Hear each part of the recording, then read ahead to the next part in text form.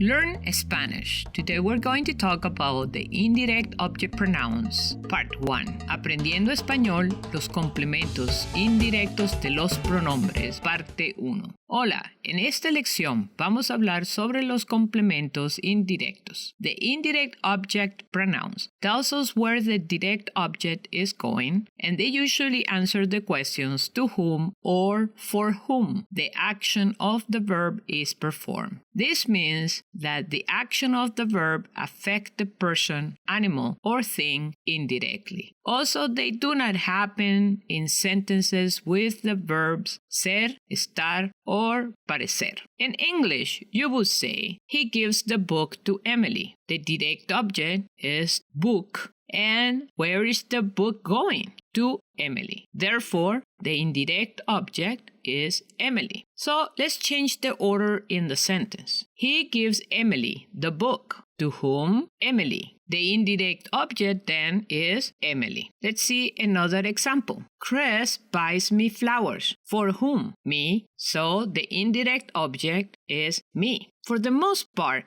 sentences that have an indirect object also have a direct object. Sentences do not make any sense without a direct object. Take the direct object out of a sentence like, he gives Emily what? Chris buys me what? Other times the direct object is not stated but implied or understood. For example, my mother writes me every week. Direct object, letter. Indirect object, me. So let's reconstruct the sentence. My mother writes me a letter every week. You see? Letter, direct object, indirect object, me. So what do we need to identify the indirect object? We need 1. That the indirect object tells us where the direct object is going, and 2. That the indirect object answers the questions to whom or for whom the action of the verb is performed. So why don't we study the indirect object pronouns? Me, te, le, nos, os, les. As you can see, the difference between the direct object pronouns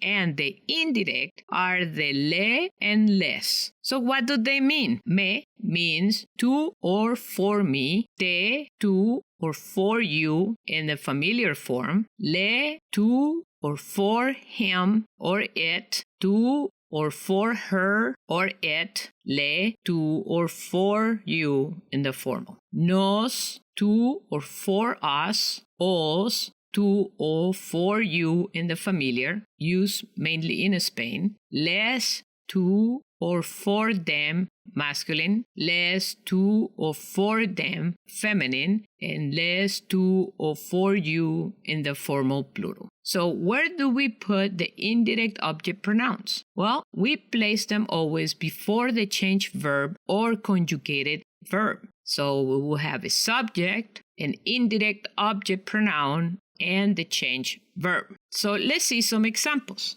Chris compra las flores para ti. Chris te compra las flores. Mi papá manda la carta a Roberto. Mi papá le manda la carta. Romy lee el cuento a Sofía. Romy le lee el cuento. Ellos traen la comida a nosotros. Ellos nos traen la comida. Muy bien, that's it for this video. I hope this lesson made sense to you. Let me know if you have any comments or suggestions about this video. If you have any questions, write them in the section below. Also, don't forget to subscribe to my channel for updates on my Spanish video lessons. Gracias por ver mi video. Hasta el próximo video.